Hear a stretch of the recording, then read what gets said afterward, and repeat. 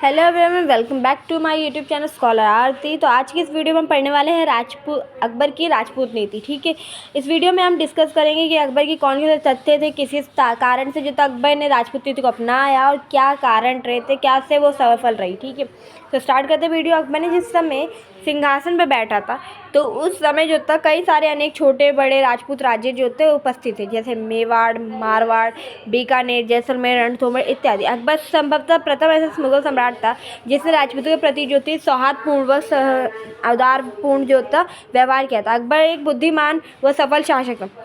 उसने ये अनुभव किया कि भारत जो था एक मुगल साम्राज्य को स्थापित करने के लिए राजपूतों के सहयोग की बहुत ज़्यादा ज़रूरत होगी। ठीक है, इसके चलते ही जो था उसने राजपूतों के साथ अपने जो था, क्योंकि वो जानता था, साथ ही साथ इस बात से भी भली भांति रूप से परिचित था कि जो है कि राजपूतों, क्योंकि भारत एक राजपूत राज्य है, वहाँ हर छोटे बड़े राजपूत राज्य शासक जो है शासन करते हैं, इसलिए राजपूतों की पराजय हार देश की हार होगी और राजपूतों की जीत देश की जीत होगा। इस कारण से जो था राजपूतों के साथ उसने रोटी बेटी का संबंध स्थापित किया और राजपूतों के प्रति जो था उसने राजपूत नीति अपनाई ताकि उसके साथ संबंधों को अच्छा बनाया जा सके।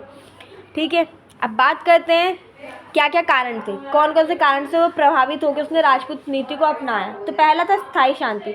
अकबर एक महत्वाकांक्षी और दूरदर्शी शासक था। ऐसे शासक जिसे पता था कि क्या करना है, कौन से स्टेप कब लेना चाहिए, कौन सा निर्णय क्या लेना चाहिए। ठीक है, ये सारी बात से वो जानता था। वह इस बात से भी पूर्ण रूप से अवगत था कि देश में शांति स्थापित करने और एक लंबे टाइम तक पीरियड तक शासन करने के लिए, अवधि तक राज करने के लिए उसे जो है राजपूतों की सहायता या राजपूत शासकों के सहयोग की ज़रूरत पड़ी। अकबर इसके जानता था कि बिना राजपूतों के सहयोग के जो था यह संभव था। ठीक है, इसलिए उसने राजपूतों के प्रति मित्रतापूर्वक व्यवहार किया। दूसरा कारण ये माना जाता है कि अकबर का स्वभाव को भी लेके बताया जाता है कि निसंदेह अकबर का जो स्वभाव था उसके कारण भी अकबर ने जो था राजपूतों के प्रति नीति अपनाने के लिए बाध्य था। ठीक है, क्योंकि वो स्वभाव से काफ़ी ज़्यादा उदार, सहिष्णु, उसमें धार्मिक कट्टरता था, धर्मांतरण नहीं था। उसने अपनी सुलह कुल की नीति के कारण जो था राजपूतों के प्रति जो थे उदारतापूर्वक रुख रखना है।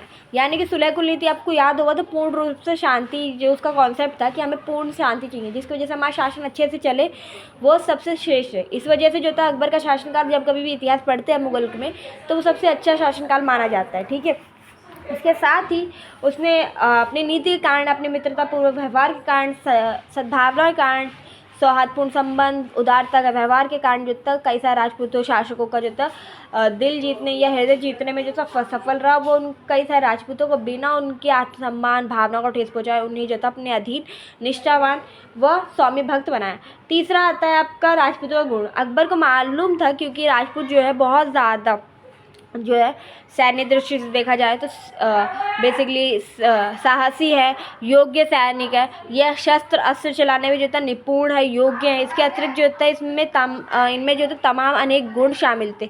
अगर नैतिक दृष्टि से बात की जाए तो ये बड़े चरित्रवान थे। इन्हें मालूम था कि इसके साथ कैसा व्यवहार करना है, औरतों के साथ कैसा व्यवहार करना है, बड़ों के साथ कैसा करना है, दुश्मनों के साथ कैसा बातचीत व्यवहार करना है, तो ये जानते थे। ठीक है, इस कारण से ये बहुत ज़्यादा जो था, इसी कारण से जो था इनकी जो भावना थे, इनके जो गुण थे उससे काफ़ी ज़्यादा प्रभावित हो कि अकबर ने कई सारे राजपूतों को अपने अधीन जो था सैन्य प्रशासन में जो था ऊंचे ऊंचे पद प्रदान किया और राजपूतों के साथ रक्त संबंध भी स्थापित किए थे।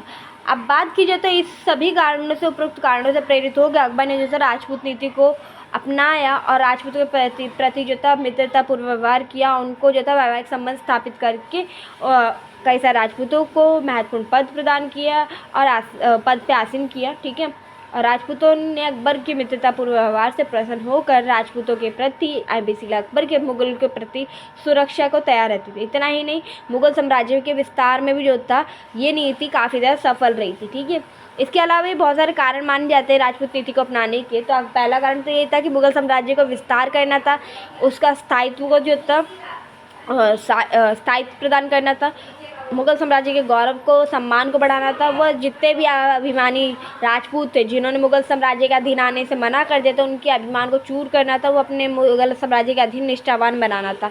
ठीक है, और देशभक्त राजपूतों की शक्तिहीन करना था बेसिकली। ठीक है, इत्यादि सारे कारण मान जाते हैं।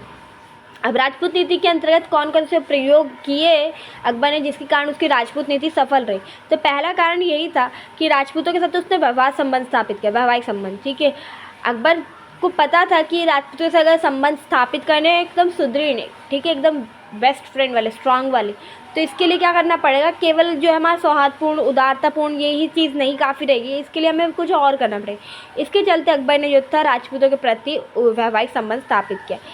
वैवाहिक संबंध की जाए तो राजपूतों के कन्याओं के साथ जो था अकबर ने विवाह किया, और ये प्रथम विवाह जो किया था वो जब अकबर सर्वप्रथम अजमेर की यात्रा पर जा रहे थे, तो वहीं पर जो था राजा कछुआ, उस समय जो था राजा कछुआ बिहारी मल के जो था मित्रतापूर्वक व्यवहार किया, और बिहारी मल ने जो था अकबर की इस व्यवहार से, उदारतापूर्वक मित्रतापूर्वक व्यवहार से प्रसन्न होकर जो था अपनी कन्या का विवाह जो था अकबर के साथ करवा दिया, और इस कन्या के गर्भ से जो था फिर आगे चल के जहांगीर का जन्म हुआ। तत्पश्चात जो था अकबर इसी प्रकार जो था जोधपुर, जैसलमेर की राजकुमारी के साथ, राजपूत कन्याओं के साथ जो था बेसिकली उनके साथ वैवाहिक संबंध स्थापित किया, और आगे चल के उन्होंने जो था अपने पुत्र जो था, आगे चल के अकबर ने अपने पुत्र सलीम का विवाह भी जो था राजपूत की कन्याओं के साथ करवाया। इस प्रकार जो है ये जो वैवाहिक संबंध था, इतिहासकार मानते हैं कि अकबर के शासनकाल में सबसे महत्वपूर्ण घटना मानी जाती है, जिसके चलते जो था राजपूत और अकबर के मध्य जो था बहुत संबंध सुदृढ़ हुए, और इसने एक मुगल साम्राज्य को जो था 4 पीढ़ी तक जो था कई सारे सैन्य कूटनैतिक सेवाएँ प्रदान की मुगल शासकों की, ठीक है।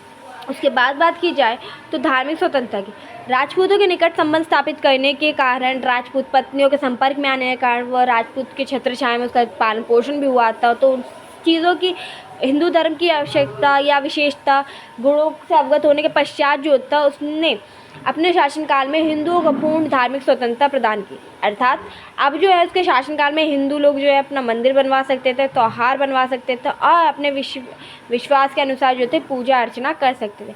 अकबर स्वयं भी जो था अपने शासनकाल में हिंदू धर्म त्योहार बनाता था अपने दरबार में, आपको याद हो नवरोज़ बनाता था त्यौहार, यहाँ तक कि उसने इससे प्रभावित होकर जो था झरोखा दर्शन को स्टार्ट किया था, तुलादान प्रथा शुरू की, अपने माथे पर तिलक लगाता था, और विशेष अवसरों पर जो था वो उसने गौ हत्या पर प्रतिबंध लगा दिया था।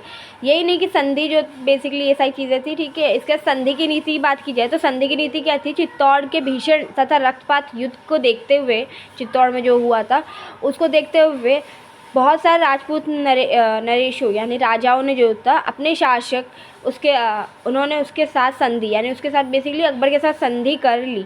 रणथंभौर हो गया, कालिंज के शासक ने जो था अकबर की संधि हो गई थी, ठीक है। इस प्रकार राजपूतों का स्वाभिमान की भी रक्षा हुई, और मुगल के प्रति उनकी जो शत्रुता थी वो भी कम हुई, मुगल का जो था प्रभाव क्षेत्र भी काफ़ी बढ़ गया था। बात की जाए दूसरा तो शासन में जो था उसने क्योंकि वैवाहिक संबंध स्थापित किया, वैवाहिक संबंध के साथ साथ धार्मिक स्वतंत्रता भी प्रदान की उसने अपने शासनकाल के अंतर्गत, राजपूतों के साथ संधियाँ भी की, और साथ ही साथ अकबर ने जो था राजपूतों के अपने शासनकाल प्रशासन में जो था काफ़ी सारे ऊँचे पद भी प्रदान किए, ठीक है।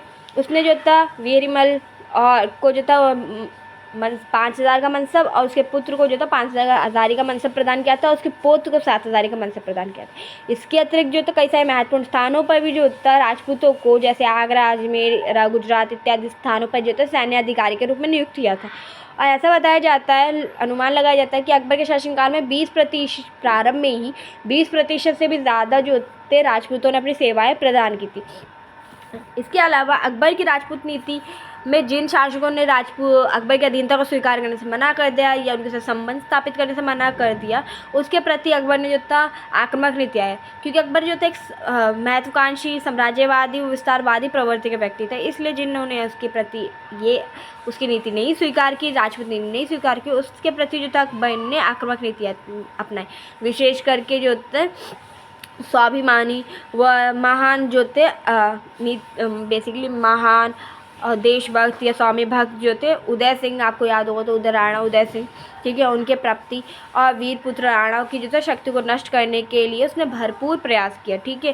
क्योंकि चित्तौड़ के राणाओं ने जो थे मुगल की अधीनता को स्वीकार नहीं किया था, उनको लगता था कि अगर हम मुगलों के साथ संबंध स्थापित करेंगे रोटी बेटी का, तो ऐसे में जो था हमारी कीर्ति उज्ज्वल को जो था अपमान होगा, ठीक है। इसलिए उन्होंने जो था अपमानजनक समझते थे, कलंकित नहीं करना चाहते थे, ठीक है, कलंकित नहीं करना चाहते थे। वह जो था इसी कारण से उन्होंने आजीवन काल जब तक वो जिंदा रहे तब तक उन्होंने मुगलों के साथ बेसिकली बराबर टक्कर दी, उनके साथ युद्ध करते रहे। इसके अतिरिक्त भी जो था मुगलों के साथ उन्होंने कई सारे जो था करों की समाप्ति भी कर दी थी, जितने भी टैक्सेस लिए जाते थे गैर मुसलमानों के साथ, ठीक है, हिंदुओं के साथ, उन सभी को क्योंकि अकबर ऐसा प्रथम शासक था जो मानता था कि ये जो कर लिए जाते हैं गैर मुसलमानों से वो भेदभावपूर्ण है, ठीक है।